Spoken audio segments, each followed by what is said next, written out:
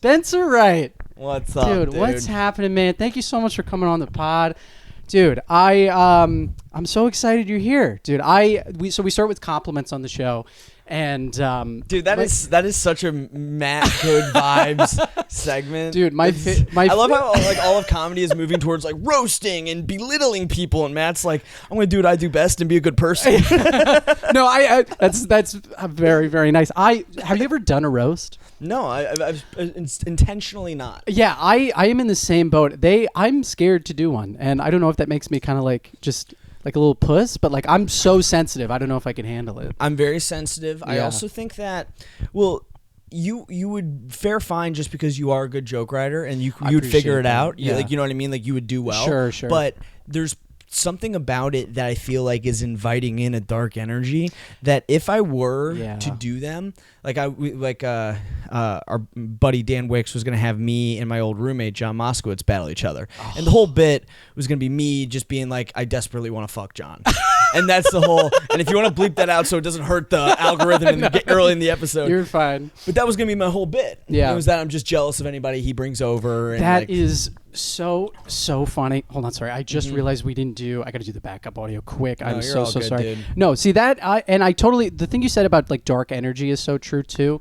Just because like, my biggest fear is like, because if I ever do a roast, I'm going to fucking lean in. You know what I mean? Like because that, and like, I wouldn't know where the line is and I'd be too stressed about doing that. Right. You know what I mean? Totally. So it's like, I don't know, man. Also, I feel like there's something adamant about like wanting to try and do something well. And then if you just like go too hard, exactly. No, it could ruin the whole vibe. And I'm just like, oh my God, like so that's like my biggest fear. But it's such a good joke writing exercise from the people like I've talked to that do it. And there's good. Do you know Phil Myers? He's another great comic. He did a roast for his birthday, and they've just been like posting clips on like social media and stuff. It's very funny. You guys should go check it out. Phil's great. But my compliment to you, my friend, which is so classic Spencer to deter the conversation away. Dude, so I try to stay away because we have so many comedians on the show. I try to make it more broad than you're just so funny, which is also true. But there are not many people I can spend 13 hours in a car ride with just talking. You and I just did a show. We drove to Canada, there and back in one day. And he's not being hyperbolic. No, about driving like we to Canada. We drove up to the border to Thousand Islands Winery, which is like you're at the border of Canada. And we did the show, it was crazy. And then we drove back. And then we drove back the same night. And everyone was telling us, like, do not do that. Every person in our lives. Taylor was like, make sure you like stay at a hotel or like do whatever. But dude, the funniest thing about that is I don't know if you've told anybody, but like we didn't listen to music at all, which every person I've told is like, you guys are psychopaths. Yeah. Like that is insane. It's also like I'm a avid music listener. I think I have great taste and a varied taste. Yeah. And like you could have thrown on anything and it would have been fantastic. But for some reason, neither of us prompted to do it. Which is so funny because like I think back and I was like, yeah, no, we didn't. But we were also, dude, we were talking the whole time and.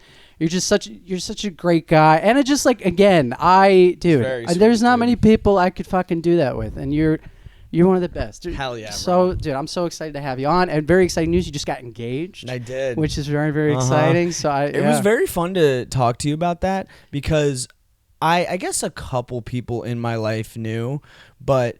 I wasn't going around and telling my like closest friends yet. Sure. And you know, it was this thing that's going to be happening soon. But with you, it's like this is the first time we've gotten to hang out in a long time. We're going to hang out for an extended period of time, and then I'm not going to see you for like another 2 weeks, right? Right. And so I was just kind of like, oh, Matt is familiar with this life experience I'm about to go through. I'm just going to dump all the info. No, it was good too. And I because you know what it is? It's like, and I don't know what it is, man. It is something where we were both we love our fiancé so much, and like that's never been a question for both of us. We definitely do. I love my fiancé comedy. Yes, we do. Yes, we do. Which we did at the winery.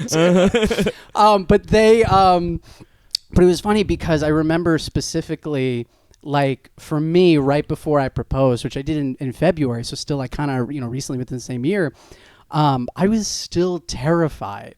Which is like you talk to like other guys, and it's like that's still a real thing where it's like I don't care how much you love this person. You're so scared right before you do it.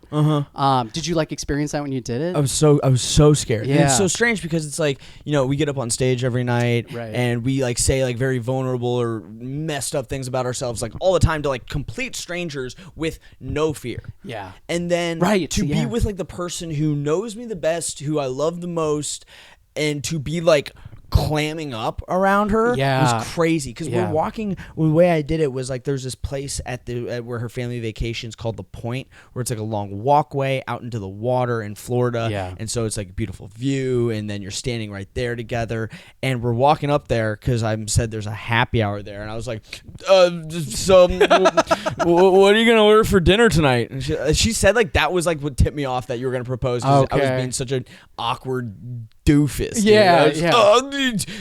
Weather's crazy today. Because you don't know, dude. I was literally we had to walk in a very similar way. We had a walk to where I was going to do it. I did it in the Catskills in New York, and like I wanted to do it on the edge of the lodge, and so we had to walk across the lobby. I didn't say, dude. It was like we were in like. Like when you're in a crowded party and you're just like, you're not even looking at the person behind you, but you're holding their hand, just like pulling them in one direction to get through. That's exactly what it was in the lobby. I wasn't making eye contact. I was just focusing on breathing or whatever. And she obviously knew like that was coming. But do you think it's just like the gravity of the moment because it like stays with you the rest of your life? Like it's just, it's such a, I don't know, man. I think it's just like an understanding of like from this moment forward, things are going to be different and you're making a decision. Like you're actively deciding that my life is going to change because I think like most of the events in our lives like happen to us. You know what I mean? Oh, that's like where really it's like like a family member passes away that happens to you and then you have to adapt and to adjust, or like you get laid off, you have to adapt and adjust. And this like you're actively going, I want us to be together forever. Let's do this thing. I'm hands on the wheel. I'm doing this. Yeah. That's really, oh my God, I think that's perfect because it is. I love that you said where it's like too many things happen to us, especially like when you're in that relationship with that person. Like just, oh my God, man, that's so beautiful. Dude, dropping bangers in the first 10 minutes. Let's go. Dude, while I was saying that, I was like, I've never thought of that before. I love having coffee at 5 p.m. Yeah, dude, that's so funny. Are you, because you've been engaged now, what, few weeks now, right? About a month? I guess about 2 weeks. Are you enjoying engaged life? Yeah, absolutely. Because nice. it's like, it's also like, nothing about like the actual day-to-day has changed, of course. It is just like so funny to think that like all these promises that like we told each other or like intentions that we had are now coming to fruition. It's really crazy to be like, oh, like this is like we are going to like maybe buy a home together one day or something, and then or maybe like do other things that it's like we're just like pillow talk ideas before. Yeah, no, totally. And how long have you been with your partner? 5 years. 5 years. Okay, gotcha. So, wow. And you said you've known that this was like the right person for you for a long time. Oh yeah, right? very. I knew it way before her. I totally was like locked in way earlier than her. Where it was like, oh, I'm gonna, like 2-3 months in, I'm like, I'm gonna marry this girl. Wow, so it was like that. Absolutely. That's so funny because it's like my mom used to say this to me all the time, and it never really rang true for me until like I got older, and she used to say that and we're talking about heterosexual relationships here, but in order for a relationship like that to work, the man has to love the woman just a little bit more. Yeah. Have you heard that too? I love how you put your like your positive spin on like an 80s comic. Be like, men be like, women be like. In heterosexual relationships, it's not the case for everybody. All right, it's not for everybody. Because I do that sometimes where I like write a joke where I'm like, I don't want it to be specifically making fun of like Isabel, so then I change to be like, oh, your girlfriend's always like, but I'm like, but that's not inclusive to everybody. So I like almost unwrite the joke, and then it's just like, then I'm just don't even know how to phrase it correctly. And so I'm so happy we're talking about this now too, because like I find when I'm writing, not that there's anything wrong with like man versus women jokes, that's not what I'm saying, but when you open it up, I just think like, and Todd Glass, I heard this on Todd Glass. Yeah. Did you hear him talk about this too? You told me about it. And yes. And I think I saw it too, where you were mentioning that like he changed everything from girlfriend to boyfriend, and it still resonated the same way with people because it doesn't matter. Yeah. So it's just, so I try relationships are relationships. Yeah, exactly. Like throughout, which was, I think pretty cool. Oh my God. Imagine I'm just rehashing everything we talked about on the car ride. Like, I know this about you already, Matt. Jesus fucking Christ. But yeah, it's so you're enjoying engaged life, and you knew that you knew pretty soon right away. So it's funny with my fiance, we almost broke up initially, but looking back, it was actually a situation where I think she was starting to open up to me, so she was actually kind of like pulling away, if that makes sense, just from like with like trust issues and things like that. But in a very similar way, I have really come around on the idea that like when you know, and that never made sense to me when I was like in my early 20s, late teens, whatever. But it's like I feel like after all that life experience that I've kind of accumulated at this point, I think that is true, because I think it's so essential to not, of course, I think it's normal to have doubt, but you have to always come back to like, I believe in this person, if that makes sense. Yeah, absolutely. You're buying into them. Yeah. I don't know. I think that I've always been like an intense, like head over heels, like this is the one, about like every crush since 4th grade. So like I'm not like the go-to source for rationality when it comes to love, but I think that I am like a person who, when I have like followed my heart, I've not regretted it. You know what I mean? I have regretted moments in my life where I've been like chicken shit or not expressed my feelings and then regretted it. So it's like going forward, I remember it was like we were a year and a half dating, and it might have almost been 2 years, and I was like, hey, like I have like the intention of like getting married to you. Do you like feel like the same way? You said that straight up. Yeah, I was just like, just so you know, I just like, that's how I feel. Do you feel similarly? And she was like, wow, yeah, I guess I'm pretty sure. Funny. And I was like, oh, that's cool enough, but I'm just letting you know that's where I stand. Gotcha. And what would you, I mean, like, were you expecting her to like agree at that point, or were you just kind of like, this is how I feel, I'm just putting it out there? Yeah, just how I feel. Wow, that's really, but I love that, because, and I try to live the same way, because what I've heard from so many people that are like, you know, you hear from like all these, like, I'm obsessed with like these conversations that people have with people in hospice and whatever about like what they regret about life. And so many times it's about not expressing how you feel. So I overcompensate in that way, where it's like I'm over expressive in terms of like, I probably tell people too much. Who cares? Well, that's the other thing. And it's also like, yeah, it's like, and it's nothing bad or whatever. I'm not like expressing. You literally have to communicate your feelings for a living, dude. Like, come on. Like, this is the whole point. If you were like a guarded, like, I don't want to get introspective, like then you're gonna fail at. Yeah, no one's left a comedy show like, I don't know how that guy felt about anything. Yeah. Like, really. But I am. There are people who do well in stand-up who then you ask people later, like, what were their jokes? Did you like them? Like, you thought they were the funniest. What do you remember about them? They're like, actually, I don't remember anything about them, because they weren't. You didn't feel like you got to know them, and you don't have to necessarily reveal like facts about yourself, but you almost have to like reveal like who you are as a person a little bit, or how you see the world, or something. Totally, yeah. And that's like, I feel like that's super important. Yeah, and when you're, and I think the best comedy does that too, where it's just you share that part of yourself. You said something also, which I'm super interested in. It. Has there ever been a time where you kind of like put yourself out there in that way, where you're like this big, because you mentioned crushes in 4th grade, like did you ever have this like big, like, this is how I feel, and it just like crushed you? Yeah, absolutely. Oh my god, yeah. I was thinking about a moment in college that I thought was like kind of bad, but then I just remembered in 6th grade I was the new kid. And I think that I went to like several different grade schools, family moving around and stuff, and I think that caused me to, like, when I was around family members or in like structured like programs, I was always like a rule follower and like actually well behaved. But something about like when I went to a new school, I was just like, I need to like get attention and like make friends real quick. I need people to, so I was like very much a class clown, like acting out and being bad. 6th grade, like in the first couple months of school, there was like a 6th grade retreat, and I asked out like one of the coolest girls in 6th grade, and she goes, what's your name again? In front of like a large group of people.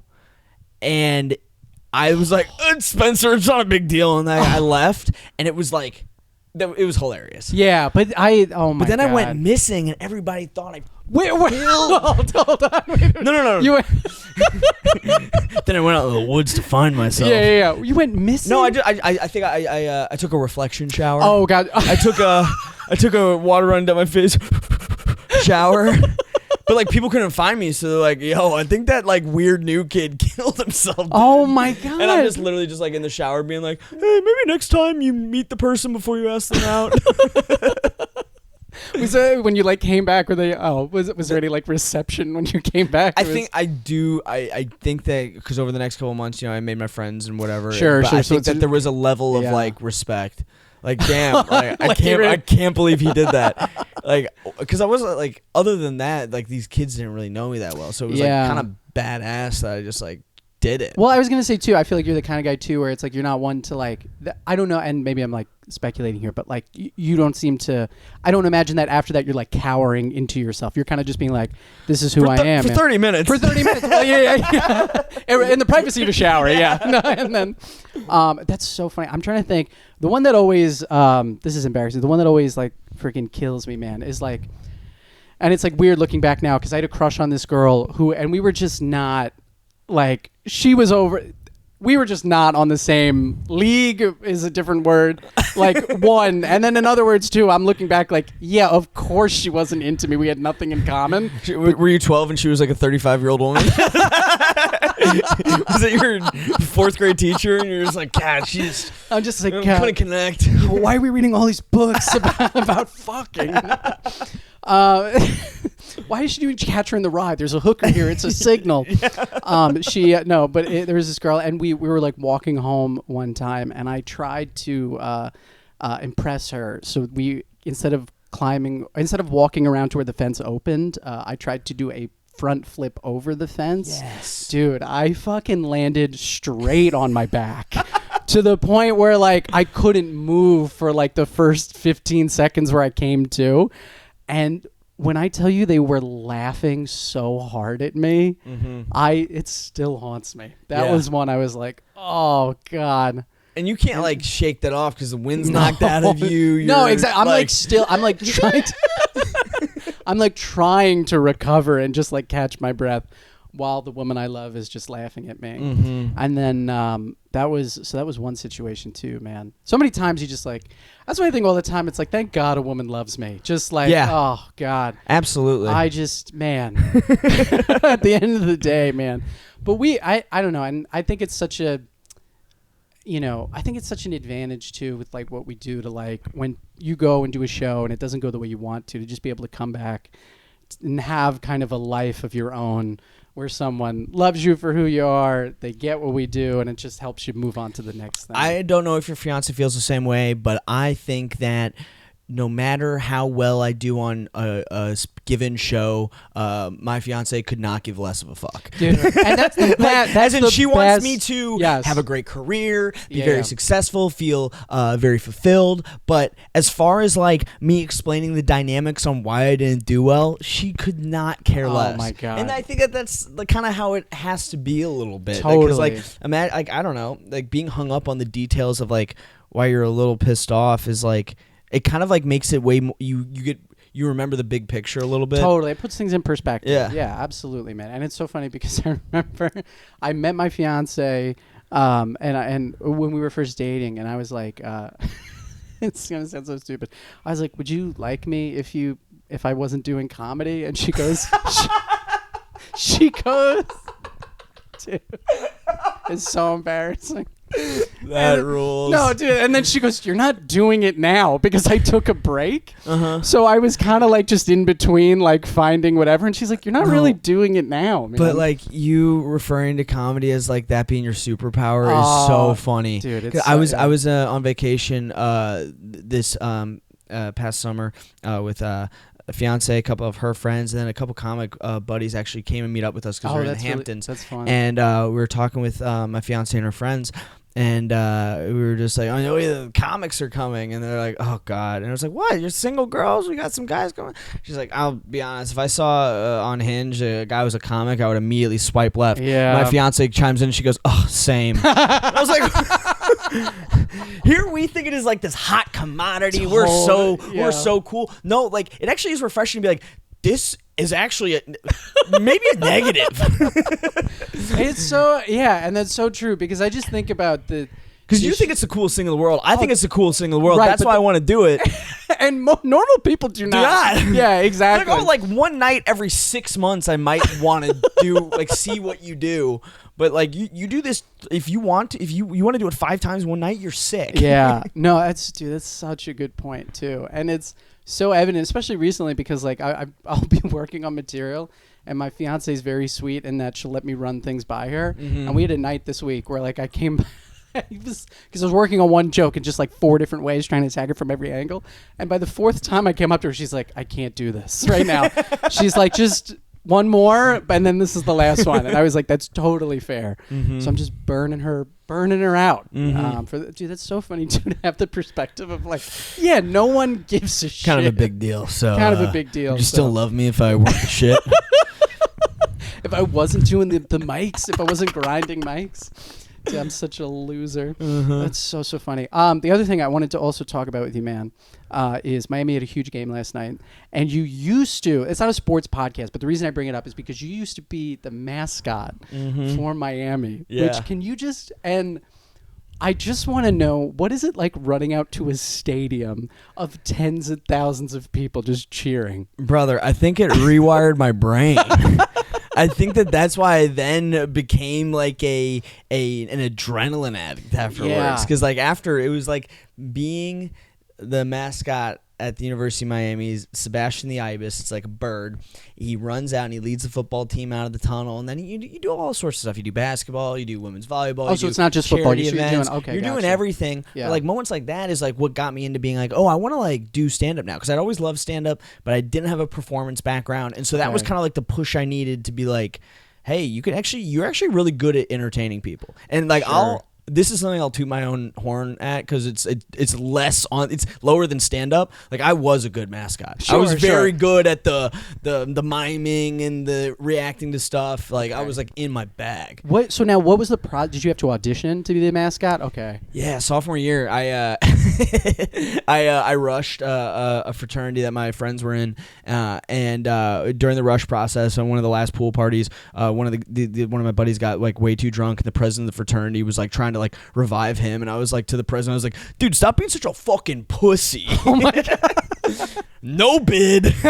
So I'm not in a fraternity. I'm like kind of like feeling like, oh, I intended to be with these guys. Now I have nothing going on. And my buddies were like, dude, like they have auditions for Sebastian the Ibis. You love the University of Miami.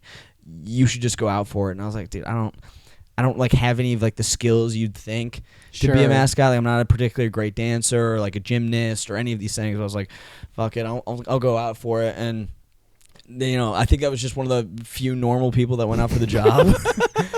And were there people with crazy energy there, or like? Well, I think it's all just crazy brains. I think that's what it is. Gotcha. So it's more, yeah. You've seen people show up. The thing is, it is like, you know, it's a big program. It's a good like, you know, sports school. Like it is. There's an element of like, this is an important job, so we need you to like show up on time and be a good worker. Oh God. So in the same way that like we were talking about when you like, if you're gonna bring an opener on the road, or like you're gonna pass somebody at a club, part of that is like, hey, this person needs to show up on time and like be like polite and cordial and like be, you know, hardworking. And so it's like just the professional aspect of it. Yeah, something. Totally. Yeah. So and now wait, because I'm also curious too, because like it's you, like there are multiple Sebastians, right? Which like I know shouldn't blow my mind, but did blow my mind, because I was like, oh my God, there's more than one guy in the costume. Well, what happens is we have at Miami, there were over 500 events a year. Oh my God. So like we're doing like the grand opening of a public library. We're doing someone ringing the bell for when they're announced cancer free. Like we were like at all these different events that it's like at certain times, like as long as it wasn't televised, Sebastian was at 2 places at once. Gotcha. Like so it was kind of like a very like you there's no other way to make it work. Gotcha. So now you would just.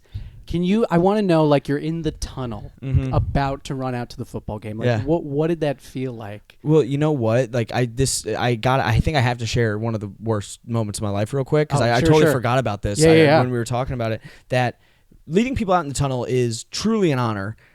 And so much so that they don't let you do it your first year as Sebastian. They don't let you do football games. So I only did football games my junior and senior year. Gotcha. My sophomore year, the first year I did it, is like your training year. So they send you to the charity events, the alumni events, and like you'll get to do like smaller sporting events, but like you're not doing the big league stuff. Right. Like, so my junior year, first time leading the team out of the tunnel, I'm jacked. We're playing like, FAU or somebody, like a small school we're going to beat the shit out of, but I'm leading the team out for the first time.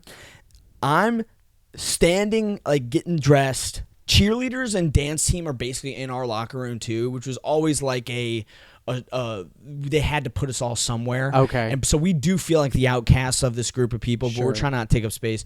Cheerleader I had a crush on at the time. She walks up to me. She goes, You're leading the team out today? And I was like, yeah, I am. She goes, don't fall. No, dude, no. I don't have OCD, but I've never had a thought just get stuck in my brain and don't fall. And I felt that for 45 minutes to the point where when I was putting all the stuff on the Sebastian gear, there was only one pair of feet that were the old feet that had leather straps that weren't light and easy Velcro. They gave me those. Bro, when I led the team out, I took maybe 3 steps before I went straight down. No. Yeah, dude. I started when I'm holding the team back. They are not giving the single. They're not giving me the single. Then all of a sudden, someone's pushing against me, and I hear, "Run, bird!" And I just start running. I take 3 steps. I tumble down. Players are stepping on me. I'm getting stomped on. I get back up again, fall again. No. It gets to the point where I run out to the middle of the field. And I'm waving I'm carrying an American flag during this time too. According to Boy Scout rules, this flag has to be burned. Now, I know. right? You can't let it touch the ground. And it touched every yard on that football field, dude.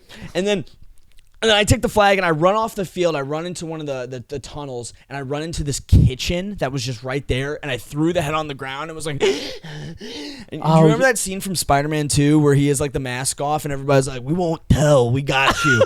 That happened in there. Someone was like, someone go get the medic, Sebastian's down.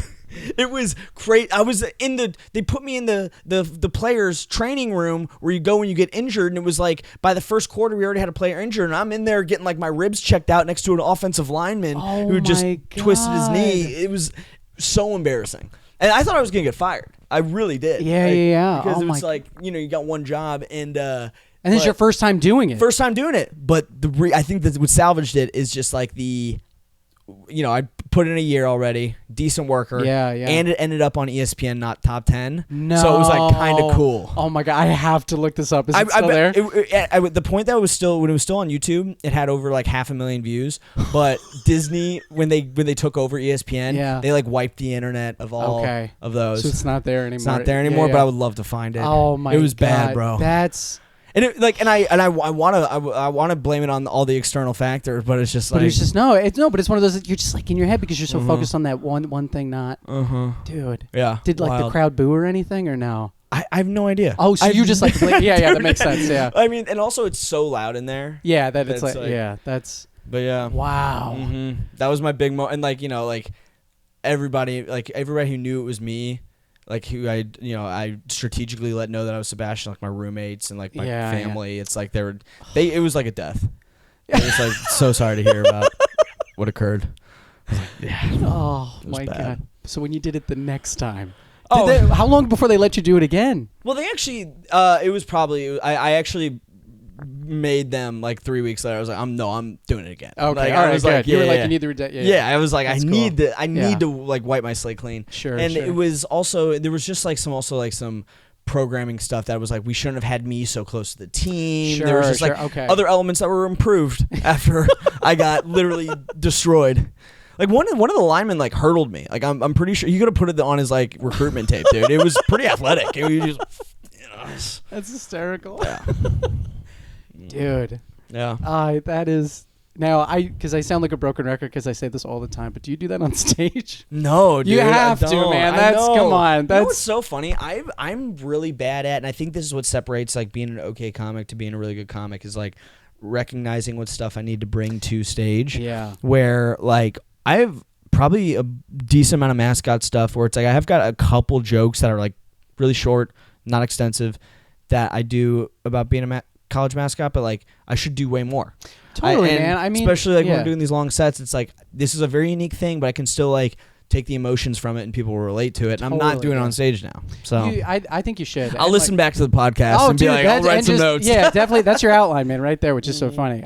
No, everyone makes fun of me. And Grace Lobo, shout out. She listens to this podcast, makes fun of me all the time because I'm like, Matt, you say that so much. Like, do you do this on stage? But no, I think that's important though, because like to your point, so many times it's like other people will tell you how you're perceived on stage, right? Which is like another, like a lot of people, like your best I look like jokes come from other people, right? And like that kind of thing. So isn't it funny? I was shooting the shit with someone in the green room, and I like made a funny little jab at them, and I saw a twinkle in their eye, being like, "Can I use that?" Yeah, like, you can have that. And it's like they open with it now. That's amazing. Crazy. And also too, it's so funny because imagine you're like, no, it's like, what are you gonna do with that? Like, you change your appearance to make the joke work. You have a mohawk now, and everyone's like, what the fuck is this guy? Dude, that's so funny. So I want to talk about mascot, engage stuff with you. I think we're good, man. I think you want to hop into your low point? Dude, let's hop into my low point. Let's do Isn't it wild that getting trampled by the football team isn't my low point? I was retelling it, and I was like getting sweaty. I was like, and then the cheerleader said, "Don't fall." And then, did you see the cheerleader that had a crush on you after, or no? Or you had a crush on them? I saw her for the next 2 years, yeah. I presented her for the rest of my life. She was around. I saw her go through a pretty bad breakup a couple years later, and I was like, she deserves it. Yeah, I'm a psycho. Oh, dude. That's so funny. Let's get on your low point, man. Absolutely. Which is, we texted a little bit about before. Your low point was that your parents sent you to rehab. Yes. So for alcohol addiction. Yes. So I would love to. Let's take it from the beginning because I'm very curious to learn when did you start drinking alcohol? What was your relationship with alcohol like when you just started drinking? I started drinking. I think the first time I tried booze in like a social setting was my freshman year of high school, which being from St. Louis, Missouri, was kind of like a normal time. I knew kids in 8th grade who'd already tried it and stuff, so it's I wasn't like the Christopher Columbus of getting fucked up with my friends. It was like okay time. And then as I had the next couple years, the setting that I was in and the people I was around, it was pretty normalized to just in high school drink, and then nothing bad can really come of it. Everybody drinks, and so Sure. But then I noticed by junior year that I really liked it, and that I really didn't get. I got more out of it than other people. I really felt like I was coming in my own when I was messed up. And then when I would get so drunk and it would make me come out of my shell. I thought I was funnier. I thought I was just the best version of myself when I was getting fucked up. Do you have any was there anxiety that you were having before that you found when you were drinking kind of relieved it? I'm only asking because I'm a pretty anxious person, but. I don't know if anxiety was the right thing. I think I was definitely prone to depression. Okay, gotcha. I was definitely, and that's what when it eventually after this 8-year relationship with booze, that's what really got me in the end was at first I was boozing and getting really fucked up to avoid my depressive thoughts and attitudes, and then they started to go hand in hand. So it's by senior year in high school. Me and my buddies, I'm my buddies from high school are still some of my best friends to this day, and now they've moved different places, but we still keep in contact, see each other semi-regularly, and I'm so thankful for them. But they would love to party too in high school, and I felt we all kind of drank the same way, and I thought I was not. It was not unusual. My behavior wasn't bad, but I just felt really good when I was doing it. And then I found out by end of senior year, summer before freshman year of college, I was the guy who was really pushing for it. I know it's Wednesday, but let's get fucked up. Sure. And I was and then other people would be down, but they're yeah, I could maybe. And then I think freshman year was when things started really to get out of control. I feel like it's just that's so hard too because in high school, right? Alcohol is a tough one because it's so, not to say that any addiction is tough, but the thing about alcohol is that you're all discovering your relationship with alcohol at the same time. And I feel like in our culture, especially when we're around the same age, when we were coming up in high school, it is the same thing. It was drinking was the thing you did next. That's just what it was. It was very hard to be at a high school, have a group of friends, and not at least dabble in alcohol. Go ahead, sorry. Well, it was one of those first things that I actually felt like I excelled at, where it was I don't mean to laugh. No, it was truly because I remember being good at certain things, growing up when I was really young. I loved chess and I played it at a very competitive level, and I was really good at chess. But then sports came along and I was like, not gonna play chess anymore. And then, dude, it's so funny looking at all the activities that I did that were like preventing me from getting laid. Chess, Boy Scouts. Come on, like ultimate frisbee. Man, dude, the fact that I even found three vagina things at any I also point. love. Yeah. I was like, ultimate frisbee's it's cool, the best, right? dude. Come on, man. Those And shorts. So I think that like by the time I got into like middle school, high school, it was like you find that everybody was like it was some level of intelligence or smarter than you, and then everybody was like just as good, if not better, at sports than you. But for some reason, like because it was like not everybody like was doing it, and like there's no way to really get better at it immediately. Like I had a proclivity for like getting fucked up, kind of handling my booze, but then also still being like silly and a good time and not ruining the night. So that's what it was for me in high school, being like, I think I'm good at this. Even though I would like drink more and then maybe have my moments of like puking everywhere or whatever, it was like I still felt like, oh, I've got a handle on this. I can be good at this. Right. And again, it sounds like, right, we talked about, as you know, our superpowers, right? Comedy, and then drinking, it sounds like... Baby, would you love me if I quit boozing? Like, that's the thing I hate the most about you. Truly, every one of my relationships after then, it's not meant, I guess, like 3 relationships, like, they specifically, like, the biggest hindrance and the thing that was wrong with them was my boozing. And it was just like, I would just like go off the grid for 36 hours or just like, prioritize getting fucked up over hanging out with them. Right. You know what I mean? It was just And that started in high school. Like my girlfriend senior year, like definitely broke up with me because she was like, you're a degenerate and you prioritize that over just like hanging out. And did you like, I guess when she broke up with you, did you have any sort of awareness that was the reason, or were you just like, all right, let's move on to the next thing? Like, I mean, I knew that I was pretty aware I had a drinking problem by senior year of high school. Okay. But I was still only drinking like twice a week. I was only drinking on Friday and Saturday. Right. You know what I mean? It wasn't like the bottle by the bedside table, got to take a swig just to get to work. It wasn't like that, but it was just the binging too, I'm sure too, on those 2 days. Oh you yeah, did it. and I think that what they talk about with alcoholism, they talk about like the actual boozing being like a side effect of the disease. Like the disease is some sort of like spiritual malady combined with like some sort of thing in your head, which makes you, to solve whatever is wrong with you in the inside, you're turning to the quickest thing possible, which is booze. Right. And that's immediate dopamine, serotonin, whatever. Right. And so like a lot of people like to say it's like, oh, like at a young age, if you were very depressed and you were trying to figure out a way to make yourself feel better, finding booze was actually kind of ingenious. It's like, oh, wow, you found the thing that 10 minutes later made you feel better. And it does it right. And it makes you feel better. And it doesn't help too that like, especially socially, makes you kind of that more popular person, or lets you kind of let your guard down. What do you think? Yeah. Exactly.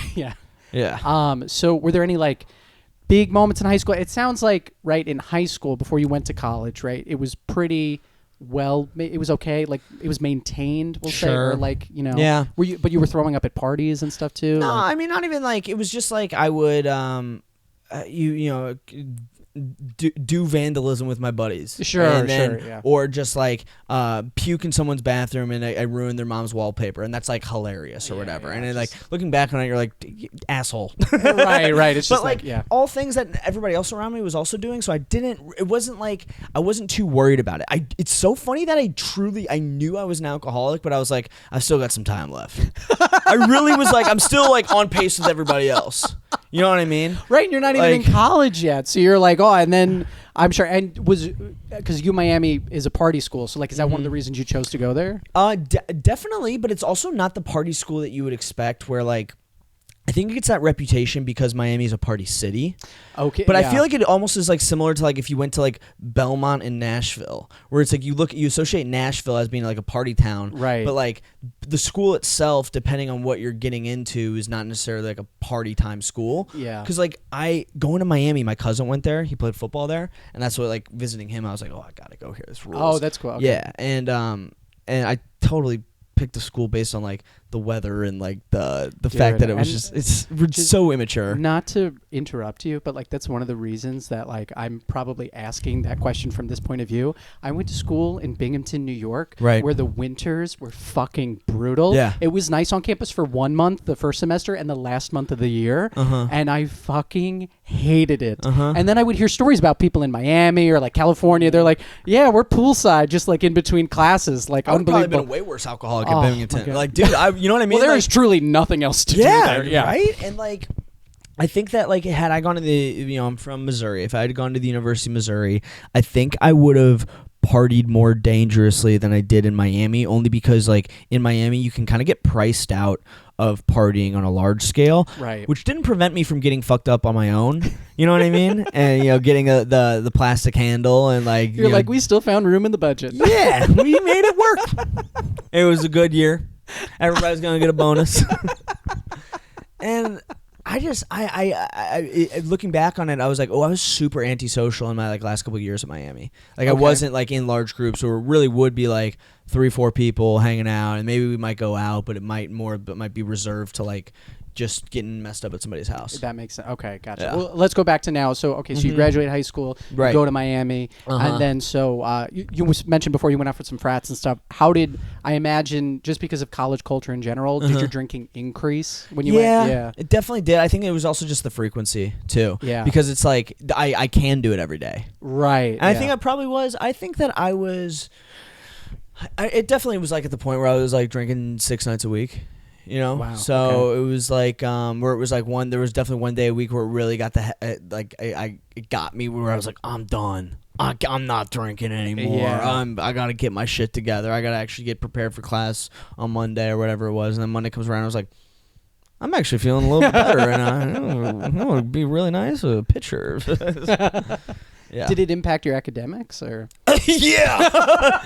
Brother, the only reason I got to go to Miami was because I had a scholarship there, and then I was losing my scholarship because of my GPA being too low. And then I wrote a letter to the dean of students being like, I'm the mascot. That's what's, please, dear God, keep my scholarship for me. Like, being Sebastian has taken an emotional toll on me. Nice. Making this university, being the face of your university, some bullshit. Yeah. But it really was I was just such a bad student, and it's frustrating to me because when I look back on the classes that I really enjoyed and got something out of, like, I would have loved to have like explored those more. I remember I took a cinema 101 class, loved it, and then I took like a couple acting classes that were great, but I was getting my marketing degree and then like not showing up to like my marketing analytics classes, and just like it was just like, dude, what are you doing? Where it's like, I think if like I'm 30 and I go back to college, it's like, oh, that's actually the right time. Right. That's like when I'm mature enough to be like, hey, like there's a lot of money on the line here. Yeah. Show up. Let's get something out of it, right? Like totally. Are there any like major, what are the biggest memories you have of like those first few years where you're out partying and drinking? And you can cut anything you want if you don't want. Yeah. No, I'll let it rip. Hell yeah. What do you I think that like there was something like voyeuristic about the way I was able to drink, where I was like I took such pride in people not being able to keep up with me, or like drinking and doing drugs up until like 8 a.m, and I felt like that was like I truly was like, oh man, that's good for you, like that's great. Yeah. And so like it would be like there were moments like I think like some memorable trips for me would have been like visiting buddies at their school. Like I remember I visited my buddy at Michigan, I visited my buddy at Oregon, and that time I would just go bananas, dude. Right. And it's like here's this guy from Miami. He's just crazy. This crazy guy. Well, coming back to like performative, like you have to in a way perform. I truly thought, I think it was like me back in 6th grade trying to ask out the hottest girl in class, and then like I thought I was being sick, but in reality I was like annoying the fuck out of these people. They're like, who is this guy? What is going on? Like, and I just is that hard for you to look back on now? Like, do you well, go ahead. Yeah, I think it was only up until like probably like a year or two ago where I really like kind of like reconciled with myself about like I don't have any regrets about how it all went down. Yeah. It is, when I talk about it, I was laughing about this today, thinking about it. It's like, it is almost like I'm talking about my fuck up cousin. Like, where I'm like, I feel so removed from it now, like that I'm like, when I talk about this dude, I'm like, I would understand if someone was like, that doesn't sound like you. And I would take it as a compliment. I'd be like, thank you, but trust me, it was me. Yeah. And it's weird to be like, reflect on that and be like, oh, those are the decisions I was making. And that was like the insane life I was leading. It's really strange. Dave Colombo, who's another great comedian, told me something that if you're not looking, or no, I think maybe I told Dave. I can't remember which way I went. Which I can't remember. But just to give him credit in case he told me. But when you look back on the person you were 5 years ago and you're not actively cringing at yourself, that's a bad sign. Because like you want to make sure that like you are growing in that way.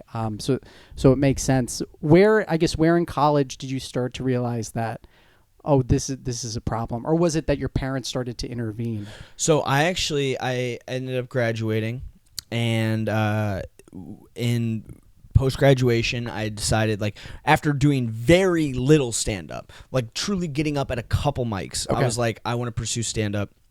And I had a girlfriend at the time. The way that we met is that she was the head writer on like the sketch show at Miami that I auditioned for my last semester. I didn't know that it existed, and I auditioned for it, and I got the Weekend Update job. Oh, I was like one of the guys. Sick. So it was like she was the head writer. I was like the Weekend Update guy. I was like, hey, hot couple here.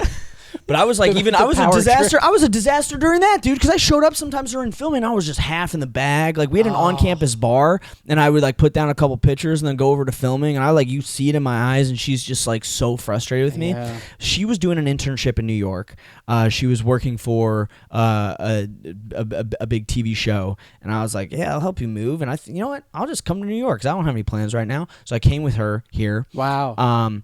And I helped her move her stuff here, and then like she got this job, and then we're here for a couple weeks. But as soon as I got here, I was immediately partying my ass off. And you guys are living together? No. Oh, okay. I found a spot, and she was living in like NYU dorms, and she's like on the record, such a sweet person, good person that I was just like super like emotionally manipulative to, where it was like, I truly would like disappear for 36 hours, and she'd be like, "Where are you?" Yeah. And in my mind, I'm like, "Well, I'm not cheating, so I'm a good boyfriend." Right. Which is like, looking back on it, I'm like, I want to shake myself and be like, "You're a psycho." So and then about 2 weeks after being here in New York, she's like, "Yeah, I can't do this. We're done." And I was like, "Wow." That makes sense. I truly was like heartbroken about it, but I was like, "No, I'm bad. I am." Wow. Now, do you think that was like because you mentioned depression? Was that? Do you think that affected you? Like, no, I was actually so relieved because it then gave me an excuse for my behavior. It's so messed up, but I was like, truly that summer then, I was like such a huge piece of shit, and I was like, it's because I'm heartbroken. And like also people on the outside would be like, yeah, he's not handling this very well. Right. You know what I mean? And it's just, it was so. It's not an inherent problem. It's just like what's going on. And so I got a day job here in New York. I was doing like client services for a company, and then I lived here for from June to July of the next year. So it was like 13 months. But I was barely doing stand-up. I was truly doing stand-up once a month. And getting messed up, but telling people I'm a comic. You know what I mean? Like stolen valor completely. And that following year was like May. I was definitely going to get fired from my job because I had a couple no-call, no-shows, which is like, it's a real job. You can't just not show up at that point. You know what I mean? It was just like, like thinking about it, me, like who I am now, I'm just like insane behavior. Yeah, just to like phone dead, waking up in Washington Heights, being like, where the fuck am I? Like, and then being like, it's 10 a.m. I was supposed to be in the office at 8:30. Oh my god! And are you waking up just in like random apartments or like? Totally, yeah. And so the in May, I was like, you know, I'm gonna quit before I get fired, which is not the move. You should just get fired because then you get unemployment. But I was like, I truly thought that there was like some sort of dignity and being like, I leave on my own terms. And they literally were asking me, they're like, what are you going to do from here on out? What do you got, any other plans? I was like, no. And so then for the next 6 weeks, I just was getting fucked up. Dude, my living situation from that time from February onwards, I was living in this dude's basement where there was just a mattress on the ground. Oh. Dude, Matt, it was, and this is bad, but it gets worse. You're like, hang in there. Yeah.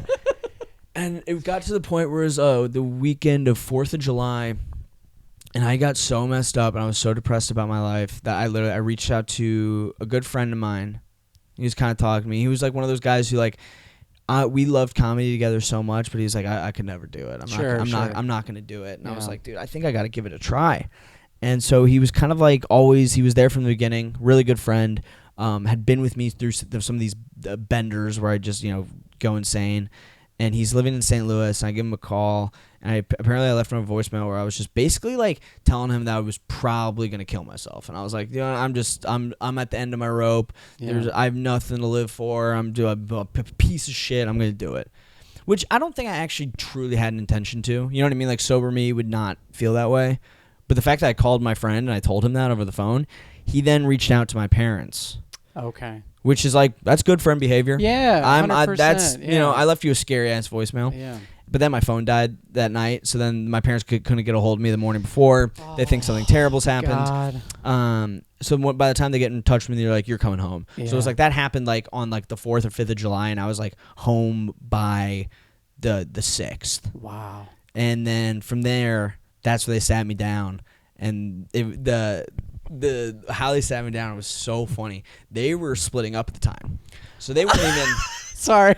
Yeah, we couldn't get them in the same room together. But then Spencer was like, I'm gonna figure out a way. I'm gonna parent trap them through alcohol. I parent trapped them with my addiction. And the thing is, like, there weren't 2 of me, but I was seeing 2 of them. I was just fucked up. Oh my god. And I'm staying with my mom. She brings me a Steak and Shake, which Steak and Shake, if you're not familiar, is a Midwest burger joint that is it resembles like an old timey diner. Okay. And we're sitting in a booth. My dad comes in. He sits down. Oh, public setting. Public setting. Wow. And they go, Spencer, we got 2 options for you. You can either go to Rehab in downtown St. Louis, where it's publicly funded, or you can go to this place that we found in Nashville that our insurance will cover, where my mother's friend went, and you can go to Rehab there. But if you don't want to do either of those, you can't stay with either of us. You're completely cut off, and we can't support this behavior. Wow. And I remember before that, I was before my dad got there. I knew it was serious because he was like living in an apartment, like every kind of estranged, like, you know what I mean? Like there wasn't like the fact that we got it was like an Avengers type situation, but they got together. They were like, this was like us teaming up with Russia in World War II. My parents, dad was Russia, mom was Churchill, and she's like, we're all gonna get together. And that analogy, that does make me a Nazi. That was not my intention. That's not. But oh my god. So before that, I was just like, this is bullshit. I'm smoking outside, and I was like, this is my plan. I can. Oh, so you said this is bullshit and you walked out? No. Sorry. This is before I sat down. I should have let you know. I'm smoking a cigarette outside, and I was like, which is just funny. The setting, like Steak and Shake, is kind of like a family establishment. So like me, like ripping a cig outside, the Marlboro Red, just being like, they don't know what the fuck they're talking about. This is my plan. I'm telling myself my plan is like I'm gonna like basically guilt my parents into like, this is all your guys' fault because you guys are splitting up and I'm a sad guy now. Blah blah blah. I'm gonna live with my mom. I'm just gonna get fucked up here in St. Louis, and then I'm gonna like get maybe work like a part-time job, save up a little money, and then go back to New York in like 6 months. So you're still like, I'm scheming. Wow. I'm scheming, bro. Okay. And I'm like, I'm going to get my way. I've got it. I'm going to do this. And then I go into Steak and Shake. My dad shows up. They talk to me. And I start to make a scene. I'm starting to talk loud. Wow. Like, this is bullshit. I've done this, and this. You don't know what you're talking about. And they're like heels down like, no, this is what's going to happen. We're not going to support this. You're going to rehab or you're on the street. And that went on for like an hour of us going back and forth and fighting. And then finally I just couldn't take it. I stormed out. I went outside, grabbed a cigarette, and started smoking. I remember saying to myself, all right, maybe I can get a milkshake out of this.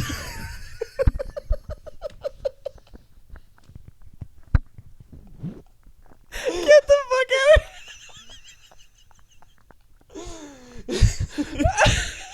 What? I go back inside.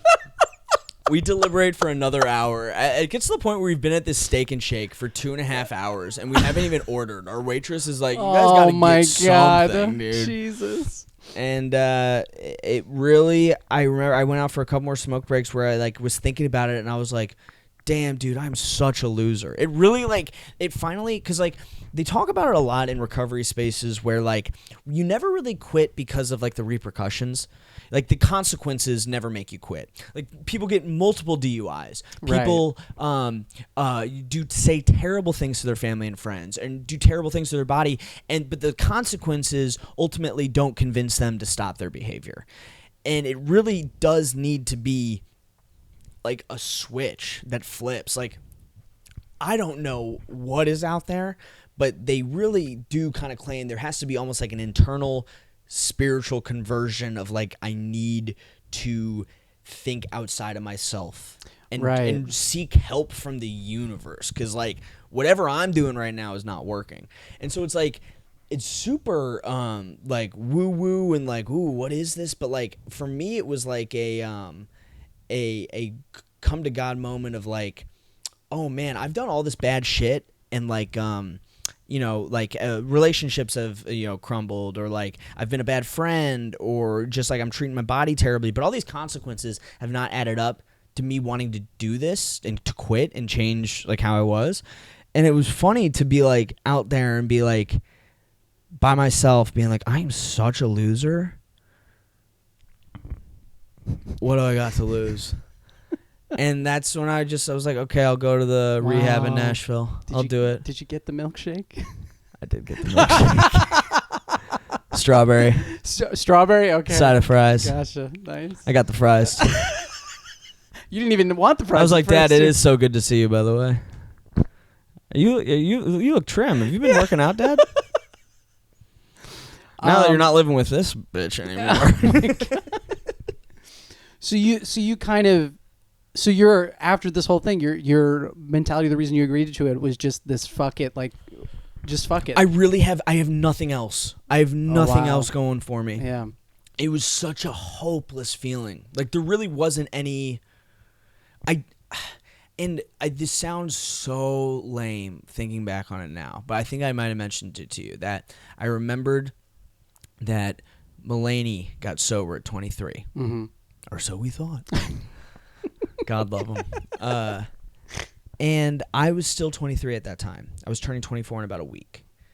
And I was like, oh yeah, we did talk about this. I was like, dude, that'd be so cool if I did the same thing and got it together. And that was like an afterthought, but it was like there was an element of like, okay, maybe I can do this. Maybe there is like some possibility here. Right. And by the time, it's so funny, by the time I got to treatment, like I truly had such a great time at rehab, because it is a collection of people who bottomed out, who might have just like had the worst moment of their lives. Mm-hmm. That's why they ended up here. And there's like such a community and an understanding and a like, no judgment. I've done something worse. Sure. That, like you're like, oh, everything might work out. It's gonna work out today. Today's going to be good. I'm going to show up to all my meetings. I'm going to be a good companion to these people I just met. Like I can like check today off as like, this was a good day. And so now because you went with those two options, you went to Nashville, right? Mm-hmm. Yeah. Okay, so gotcha. I was in St. Louis, Missouri, and then I drove with my mom. My mom drove me to rehab. From Missouri to Nashville. Yeah. Wow.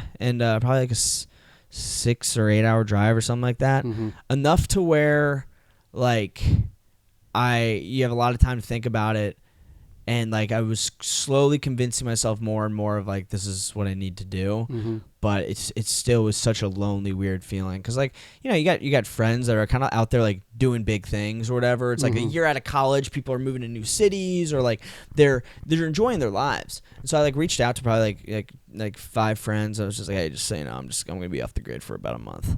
And the fact that even that, like, when I reached out to those people, I was like, there aren't even that many more people I could need to reach out to, which was so like you kind of felt lonely. Yeah, I was like, oh man, like I am the guy that people like to get fucked up with, but that's about it. Like no one's gonna call me to rely on me for anything, and like you know what I mean. It was just like a really lonely, like right, and yeah.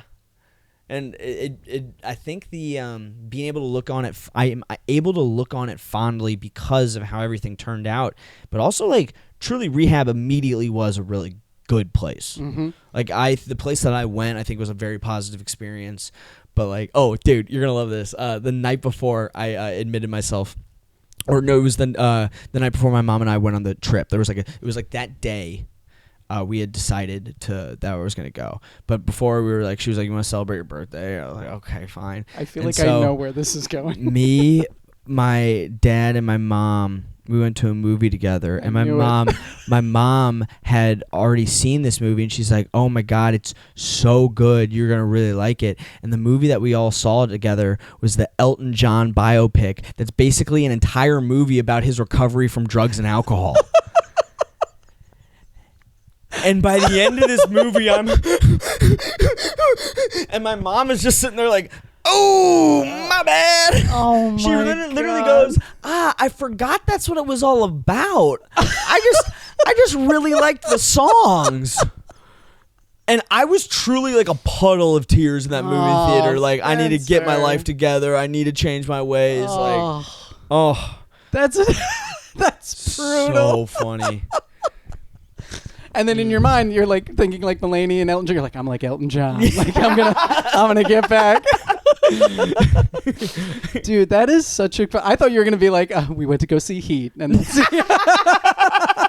you're like, fuck yeah, I'm gonna get back. Oh, which man, is so funny. So you go to rehab. You have a good experience, and I really love the thing you mentioned, which is that you're able to immediately connect with people because everyone has a similar experience, which honestly is like, I kind of feel that in comedy in a different way, where it's like everyone has horrible and wonderful experiences on stage, and we all understand what this is, and so it kind of bonds you with people immediately. I normally dislike everything that Seinfeld says about comedy because it bugs me sometimes, but he said something very insightful where he was like, if I'm at a wedding and like the only other person there is like a comic, like that's the person I'm going to want to talk to the entire time. Yeah. Like, cause like nobody else can actually, I feel like I really connect with in the same way of like any sort of comic. Like you can check all these other boxes of have things in common with me, but like having the fact that you're a comic, that makes me feel like at ease with you. Right. And I think that the reason people are able to recover in general is a community. And I think that that's why, like, being like 30 years old, the fact that we've got like this big of a networking community of people is like actually kind of rare. You know what I mean? Like even like I look at a lot of these people who are technically my coworkers as like way more than that, which feels really good. When you mean speaking in comedy, and then there's a similar dynamic in AA, because when you get to AA, everybody is just like, hey, welcome, happy to have you here. Wow, yeah. We immediately have this big thing in common. And like we're glad you're here. Now some comics are assholes and they don't treat you like that. Sure. But for like I feel like for the most part there are a lot of people who are very welcoming and cool and nice, and that's feels good. And you know, I think this is like one of the other draws of comedy, especially today, is like I just don't know that many outlets that offer that anymore. I think work used to. I don't know how much it does anymore. Right. You know, like when people work during the day. But I think people are like really starving for that too. And especially in your case, this is a little bit different. But I once had a therapist that told me the opposite of depression is connection. Yes, and that has always stuck with me. So it sounds like you kind of went into that space and you found it. I had a joke for a while where when I was in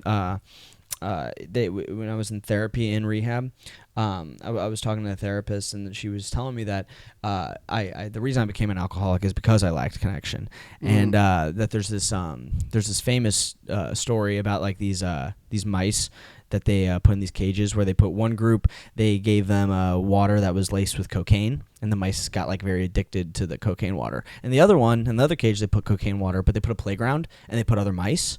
And every single time, if you put the playground and the other mice in there, they would never get addicted to the cocaine water. They'd prefer regular water because they had that connection in their life. And so I would have actually, in college, I wouldn't have become an alcoholic as long as I had like found and been with like-minded individuals that I had a built-in community with. And I was like, are you telling me I wouldn't have become an alcoholic if I joined a fraternity?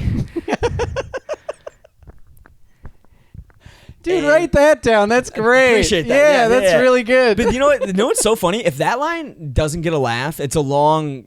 It is a little long, but you could chop it down. That's great though. And also, I just love the point. Yeah. That's really, it is very funny that like that is exactly where you're just like, I would have had friends. So you go. So how long do you spend in rehab? You spend like a month there. I was there a month, and you're doing the day-to-day activities. What are the day-to-day activities look like? Well, so it's funny. I was there for just over 3 weeks, not a full 30 days, because my insurance wouldn't cover the full 30 days. And the reason is because I showed up to rehab sober. Your insurance, they only cover a certain amount of time unless you show it with a blood alcohol content of over like 0.2. How Hold on a minute. fucked up is that, dude? So you're saying what you should I got done. reprimanded for getting a head start. I was like, I thought I was doing I thought I was doing my summer reading. You know what I mean? I thought I was getting ahead. I thought I was like, oh, this is what we're gonna do. And she's like, no, you should have gotten messed up.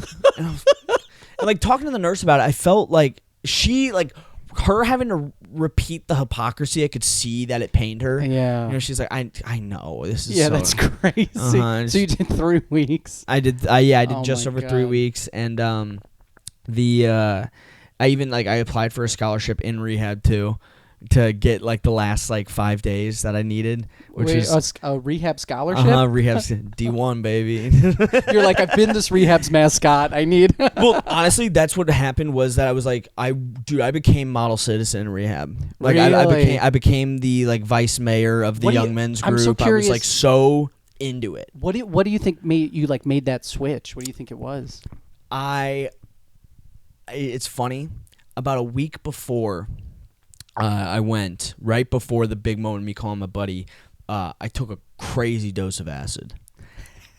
And the founder of AA, Bill, blanking on his last name, but he was doing a lot of acid experiments with Carl Jung before he died. I didn't know that. Wow. Which is a very controversial thing in the AA community. People don't like to refer to it because he was very steadfast about his sobriety, but then he turned 65 and he's like, let's get trippy. Wow. And they say that either psilocybin or whatever else is in acid can help reset the midbrain and help break bad patterns.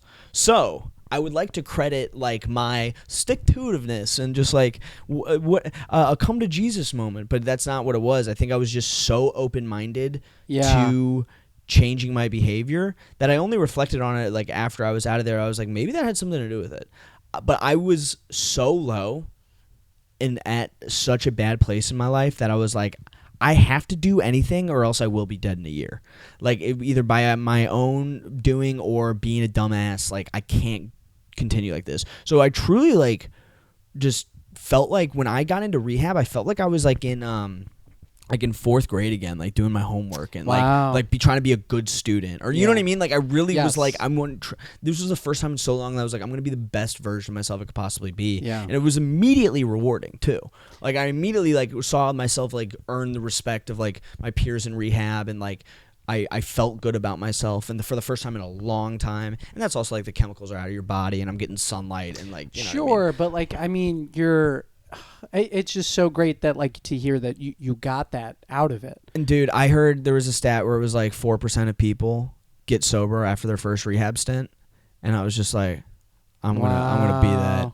It motivated me. It became I became an athlete about it, dude. Yeah, well, we talk addict brain too, which we talked about in the car on the way to Canada. It's it's kind of black or white thinking, or at least that's what. Yeah, absolutely. And I was so absolute about it. But I still feel that way today, where it's I'm just reaping the rewards of this still to this day, that I am proud of it, and I am I still have that same tenacity for my sobriety that I did in that first month in rehab. So yeah, and you haven't lost. And how long have you been sober now? Just over 5 years. Or no, just over with 26. Yeah, it'll be 7 years in July. Wow. No, I fumbled because on stage I was saying 5 years for so long. Yeah, and then and I haven't been doing my sobriety material, and so it's it is 6 years right now. It's 6.5 years, and I was just what? how does that joke go again?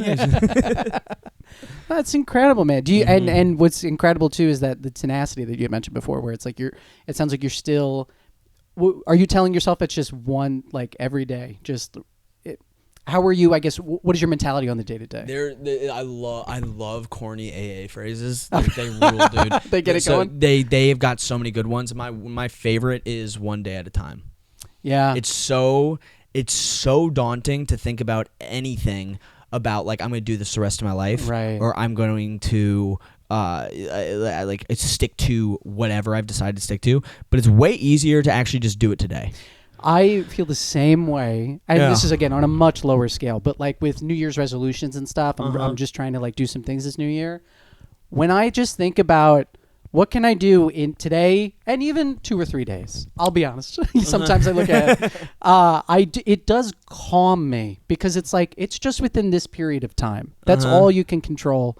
So you come back to that sort of mantra. It sounds Dude, like. I come back. My first sponsor, he was such a douchebag, and I love him to death. I don't keep in contact with him at all. Okay, and I don't even know his last name, but I just because that's part of it, kind of. But I just remember his name was Ross P.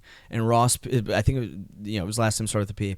But like you had to get you had to get a sponsor in rehab. Mm-hmm. So then when you got on the outside world, you were already linked up. And I called this guy, and I was like, "Hey, one of the counselors here gave me your number. That you're available to sponsor me. Let me know if you're down for that." And he was like, "Yeah, absolutely, man. How's things going at Cumberland Heights where you're staying at?" And I was like, "It's actually going pretty well. I'm having a really nice time." And he goes, "No, you're not, you fucking loser. You're in rehab. What do you mean you're having a good time? You're literally at your lowest point in your life. Your family probably fucking hates you. I can just tell that you're a piece of shit." And then like I was just like dumbfounded on the phone, and I just like snapped. I was like, "Fuck you, dude." Yeah, what the fuck? And then he goes, "Okay, good. Now call me again tomorrow at 1 p.m. And I was like, "Okay, bye." And then we talked. And then like it honestly was like a very like liberating like moment for where I was like, "Oh, I can totally be unfiltered with this guy." Maybe I was being a little polite, and even though I was having a nice time, but like he wanted to like get me mad. He wanted to like actually rile me up. Yeah. And then from that point on, like I was like, he was such a tool. But he's actually so good for me because we definitely saw the world very differently. Wow. But it was like great for me to like have this guy who's like my age actually, who was sober and living a sober life. And he even said to me, we were driving his car one time, and he's like, "Dude, I don't plan on dying sober. No way. But I'm not going to drink today." And I was like, "Whew, that's a cold line." Can I do that in my Al Pacino he voice? "I'm not going to die sober, but I'm not going to drink today." Hoo-ha! Dude, that's so funny. Kind of, that is wow. It's so funny when you were talking about that guy, like what a fucking dick. To now I'm like, it's kind of sick. Yeah, dude. And he'd always like all of his metaphors would be like in relation to hooking up with chicks. Like, all right, so like sobriety is kind of like you're going down on her, right? And it's just like for some reason you just can't get it to work. That's okay. You'll get another opportunity. And I was like, "What the fuck are you saying, dude? You make no sense." He was good for 1 out of every 10, but when it hit, man, he was on.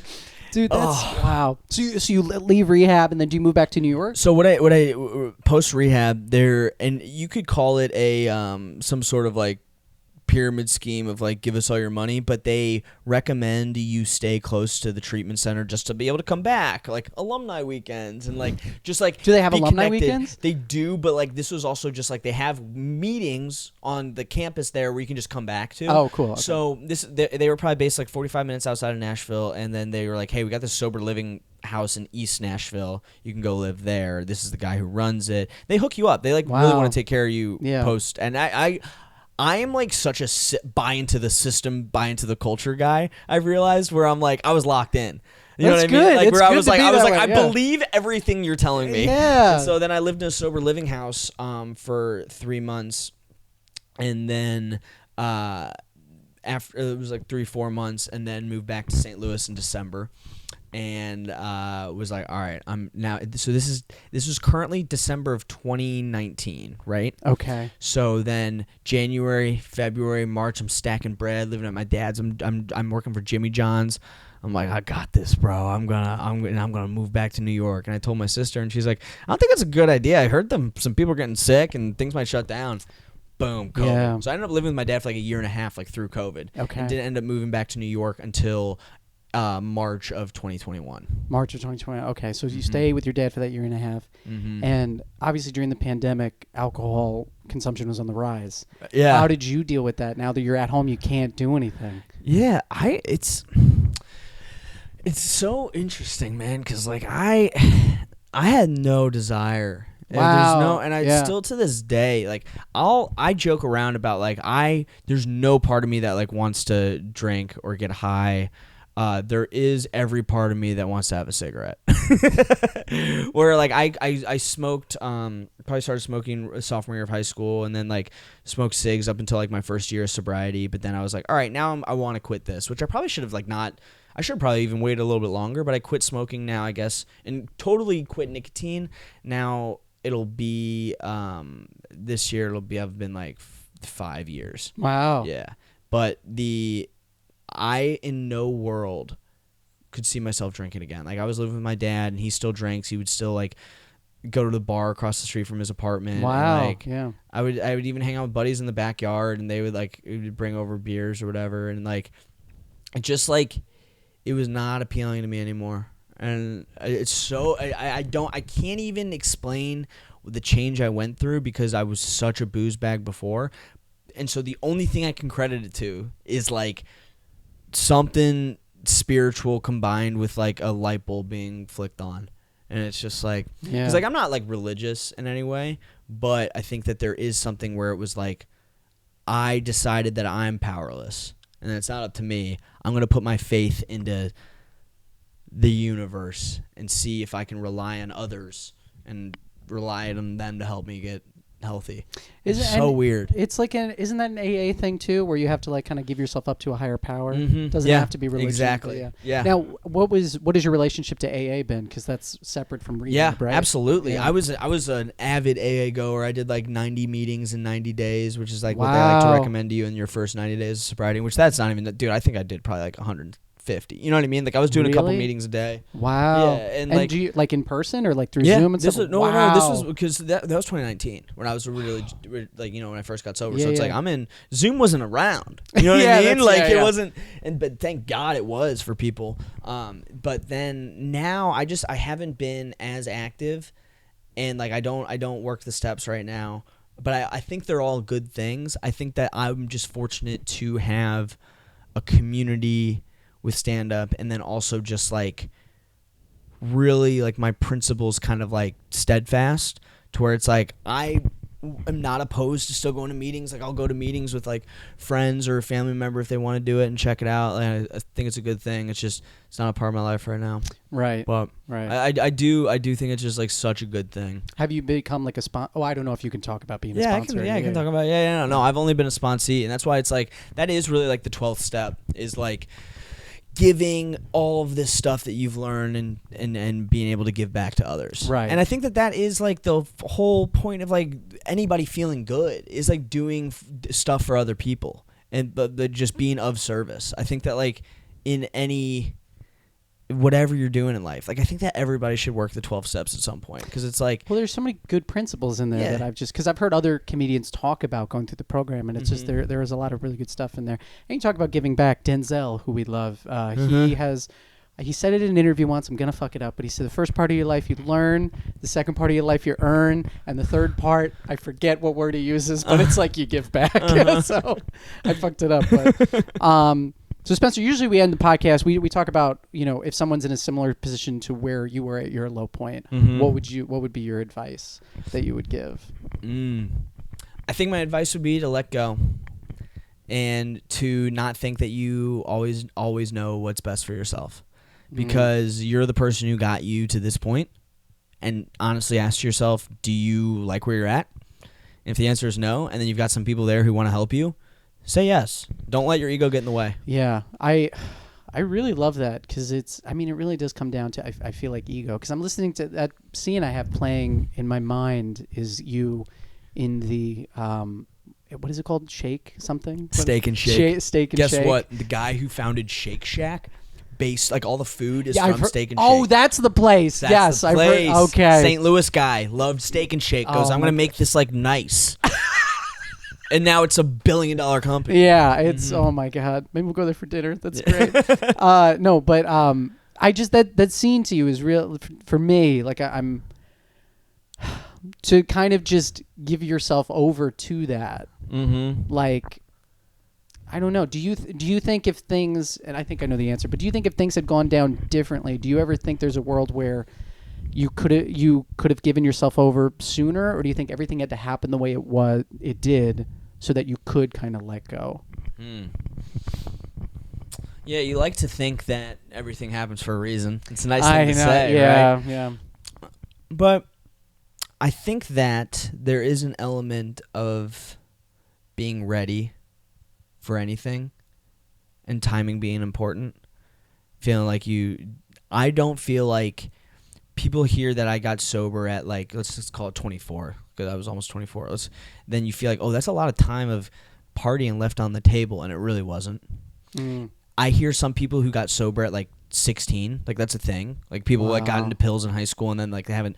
And there's part of me that's like, ooh, if that were me, I'd be curious about what my life with weed in it would be like. You know what I mean? Like there'd be a little bit of like maybe 16-year-old me didn't know everything I know now, and maybe I can actually do this and it'd be fine. Or I can have a couple beers. There's no problem. Right.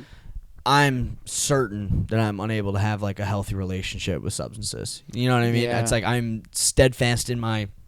No, I get fucked up, and even though I can like heal whatever was in here or in here that like drove me to do that, I don't want to bring back the possibility of living in that space. Do you think whatever is inside of you that you had to heal that kind of caused this?